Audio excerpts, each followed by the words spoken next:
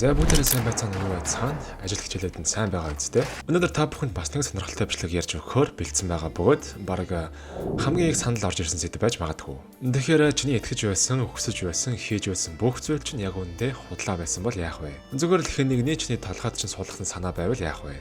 Тэгэхээр өнөөдрийн бичлэгээр яг үүний талаар буюу тарих угаалт болох манипуляцийн талаар сонирхолтой зүйлс ярьж өгөхөөр хичээнгүйлэн бэлдлээ. Тэгэхээр олон юм яриад яах вэ? Бүгдээрээ бичлэг рүүгээ орцгоё. Manipulation гэж та нар сонсч ирсэн үү? За сонсоогүй бол тарих угаалт гэж бол бүгдээрээ мэдэн тийм ээ. Хэн нэгэн чамайг маш цайлтай аргаар хуураад чиний хүсээгүй зүйлийг чинь хийлгэхийг тарих угаалт гэж ингээр хэлээд байгаа юм. Зорилго нь бол мэдээж тухайн хүний юу хүсэж байгаагаас шууд хамаарна. Нэг ийм хүмүүс байдаг та. Ямар ч хүнтэй санаа бодлоо солилцоод ярьж чаддаг, ямар ч асуудал маргаан үүссэн эвтэйхэн гаргаж чаддаг. Ингээдээ EQ буюу сэтгэл зүгээ сайн удирдах чаддаг хүмүүс ийм чадвартай байдаг гэж үздэг буюу нийгмийн янз бүрийн нөхцөл байдалд хурдан засан зохицож зөрчилдөөнийг 50 замаар шийддэг. Гэхдээ ийм чадвар нь заримдаа илүү муу зүйлд ашиглагдаад байдаг. Миний өмнө хийсэн харанхуй гурвал гих бичлэгийг үзвэл эдгээр гурав нь гуруула dark psychology буюу харанхуй сэтгэл зүйн чанарт ордог. Юу гэсэн үг вэ гэвэл бусдын бодол санаа, шийдвэр, сэтгэл хөдлөлийг залжин гаргаар хууран удирдах, бусдыг маш хор хөнөөлтөй байдалд оруулахыг хэлээд байгаа. Үүнд мэдээж маш олон арга техникүүд байдаг бөгөөд manipulation буюу тарих угаах арга нь хамгийн түгээмэл бас энэ гурав маань хамгийн сайн гэж юмсан байдаг. Ер нь тухайн хүний ихэр чадвартайгаас хамаарч чи нэг хүн байтугай бүхэл бүтэн улсыг ч манипуляц хийж чадна. 1961 онд хийгдэж байсан Милграммын туршилтыг та нарт ярьж өгье. Энэ нь 2 дугаар дайны үеэр Германы удирдагч болох Гитлерийн хийж байсан еврей хүмүүсийг хомроглон устгаж байсан аимшигтай үйлдэлтэй холбоотой бөгөөд туршилтын эзэн болох Стенли Милграм нь Хитлерийг дагаж байсан цэргүүд яаж тийм хэрцгий үйлдэлээ зүгээр л тушаал дагаж байна нэрээр хийж байсан болоо гэдэгт гайхаж байсан юм. Ер нь хүнд зүгээр л тушаал дагаж байна нэрээр муу муухай зүйл хийх нь зөв зүйл гэж юу? Ерөнхийдөө бол маш энгийн туршилт, багш болон сурагч гэсэн хоёр дүрд хүмүүс тоглох бөгөөд багш болж байгаа хүмүүст сурагчаасаа асуулт асуугаад чадаагүй бол 15 вольтын тогон цохиулна. Дээрээс нь чадаагүй асуулт болгон дээр нь 450 вольт хүртэл нэмэрэй гэсэн даалгавар өгсөн байдаг. Энгийн хүмүүс 100-аас 200 вольтын тогонд л өгдөг, бүр үүнээс багч байж болно. Тэгэхээр 450 гэдэг бол хүн газар дээр байхгүй болох хэмжээний тог гэсэн үг байхгүй юу? Харин сурагч болсон хүмүүс нь жүжигчд буюу тэднийг худлаагаасаа тогон зохиулж тэд өвдөж буймит хашаагчиж орилох ёстой. Мэргэжлийн жүжигчдэд тохиролцсон л гэсэн үг л дээ. Үр дүн яаж гарсан бэ гэвэл багш нарын 65% нь сурагчдаа 450 вольт хүртэл тамалсан байдаг. Ихэнх багш нар нь муу зүйл хийж байгаагаас айдас, сандарч, хөлөрч байсан ч тэд хянагчийн үргэлжлүүлээрээ гих 50 хоолойг сонссон даруйда даалгавраа өгд өгөө биелүүлж байсан гэдэг. Ингээд тэрээр хүмүүсийн дуулууртай байдал хэр амархан манипуляц төвчдөг вэ гэх үр дүнд хүрсэн бөгөөд үүнд бусдад хэрцгий хандах байсан ч удирдлагын даалгаврыг гүйцэтгэх ёстой гэсэн бодолтой байдаг. Хувь хүний муу муухай зан арын шин биш, харин нөхцөл байдал нь хүнийг сүйтгэлийн зүйл хийхэд ч хүргэдэг. Тэгэхээр миний бодлоор бусдыг манипуляц хийж байгаа хүмүүсийн нэг хэцүү зүйл нь тэд хизээч хил байдаггүй буюу энэ миний тархийг угаагаад байна да гэж хизээч чи бодохгүй. Бүр анзаарахчгүй. Тэд зүгээр л чиний өөдөөс инээмсэглэх болно. Манипуляц нь маш олон төрөл бас хэдэн ч тооны хүмүүсийг хамруулж болтгоо гэж өмнө хэлж байсан тийм үү. Тэгвэл та нарт хэд хэдэн бидний амьдралын нэг хэсэг болсон салшгүй манипуляцуудыг нэг сануулъя. Хамгийн эхнийх нь корпорацийн хүүхэлдээ. Бидний сайн мэдэх алдартай брэндүүд хизээч бүтээгдэхүүн зарж борлуулдаггүй. Тэд өөрсдөө хөдөлдөг. Тэгэхээр бид хизээч дэлгүүрт ороод хүсэж байгаа зүйлээ авдаггүй гинэ. Харин бид авах хэрэгтэй хэмээн сургагдсанд хамаг учир байдаг гинэ.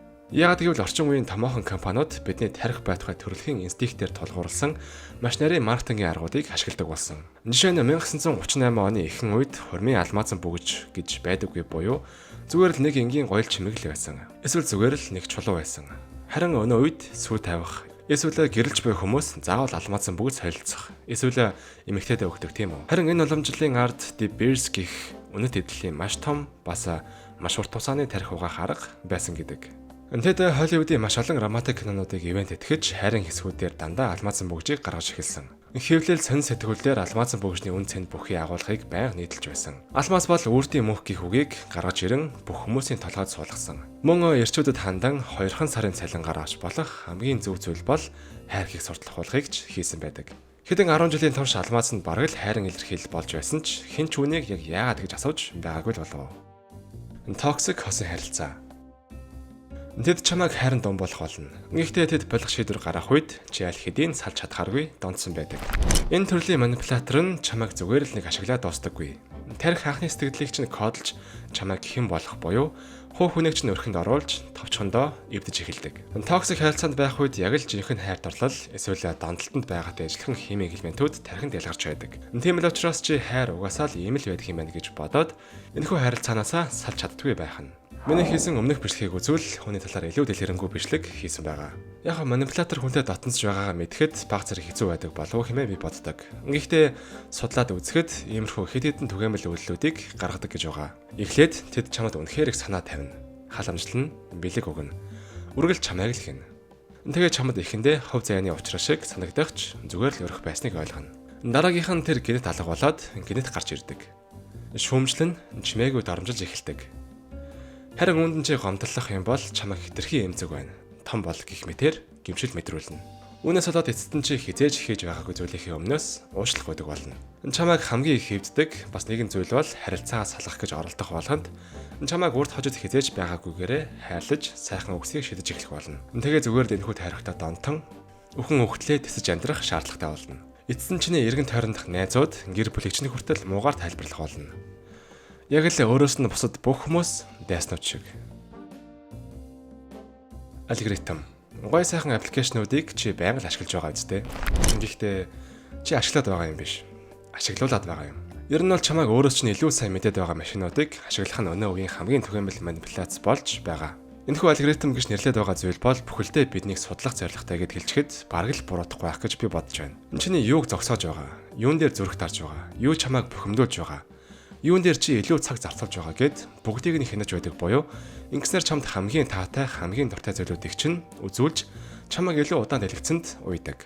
Энэ судалгаагаар хүн утсаараа ямар нэгэн сонирхолтой зүйл олох болгоно жижиг хэмжээний jackpot хожж байгаа мэдрэмж авдаг юм байна. Мөн Cambridge-ийн сургуулийн судалгаагаар ердөө 300 лайк болон реакшнаар чиний хувь хүнийг чинь тодорхойлж болно гэсэн судалгаа байдаг бөгөөд үүнд чиний айдас, хайр дурлал, сул тал зэрэг ордог. Юу гэсэн үг вэ гэвэл чи ууртай хүн байлаа гэж бодвол чамайг уурлуулах зүйл гарч ирээд байна гэсэн үг. Айдас чинь их байвал хуйлаа гэх мэт зүйл их харагдана. Өөртөө итгэлгүй ч юм уу байвал чамд сайхан амьдрал, сайхан биеийг санал болгох зүйлүүд гарч ирнэ гэсэн үг. Тэгэхээр чи зүгээр л машин эзэмдүүлж байгаа буюу ийм хэмжээний байхад л чамайг хүснээр удирдах нөхцөл бүрдэж байдаг гэсэн үг. Энэ сошиал медиа орох болгонд утсаа гүйлгэх болгонд чи өөрийнхөө бүх зүйлийг өгч байна л гэсэн үг. Гэр бүл, найзууд, нийгэм үүн дээр их маргаан дагуулгал байх л та. Гэхдээ тэд уламжлал, ёс заншил бас хайр үзүүлж байна гэдэг. Үүндээ энэ дуулууртай байх зүйлийг шаарддаг. Эдгээрийг бид чимээгүй үл үзэгдэгч манипуляц гэж нэрлэдгийг олж мэдсэн. Эцэг их эсвэл гэрийнхэн чинь ингэж хэлхийг сонсч байсан уу? Бид ингэдэг хүмүүс биш. Чамайг өсөхийн тулд ямар их зовлоо. Чамд байгаа бүхнээ л өглөө. Эцэг хинхээ нэр төрийг бодооч гих зэргээр. Мэдээж гэр бүл ийм зүйлийг дараагийнхаа үеэс хүсэх нь зөв. Гэхдээ гаднаас нь харахад тэд өөрсдөө төлөө хийж байгаа нь яг л манипуляц шиг харагдаж байдаг. Тэгээд хамгийн эцэст нь чи өөрөө. Хамгийн аимшигтай манипуляц гадны хүмүүс биш, харин чи өөрөө гэсэн байдаг. Бодоод үзвэл энэ хамгийн оновчтой зүйл шиг надад санагддаг. Зүгээр л толинд хараад хүн болгон л өөртөө эдгээр үгсийг хэлж үтсэн байх. Чи хангалттай биш байна. Тэр чамайг орхивол яана. Яагаад оролдож үзэж болсонгүй вэ? Бид бүгдээрээ л амьд үлдэх тархиндах систем болох эго гэдэг зүйлээр хөтлөгдөж байгаа. Аюулгүй байхын тулд айх хэрэгтэй. Алдахгүй тулд эргэлзэж, хүсэл тэмүүлээ удирдахын тулд гин буруу тамид мэдрэх гэх мэт. Өөртөө хэлж буй сөрөг үг болгоноороо чи өөрийгөө манипуляц хийж байна л гэсэн үг.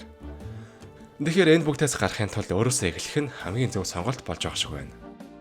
Эцсийн эцэст техникний утсан хөвгөлтэй болох нь чиний сонголт бас гаргасан шийдвэр гэдгийг санах хэрэгтэй. Зоригтой байж өөртөө итгэхээр дүүрэн байх нь бас чухал. Хэрвээ итгэл дотоод байвал түүнийг зүгээр л бүтээлтэй. Ингээд энэ хүртэл бичлэгээ дуустал нүдсэн бүгдээрэнд маш их баярлалаа. Лайк болон subscribe дараад үзэхэд битгий мартаарай. Тэгэхэд дараагийн бичлэг хүртэл түр баяртай.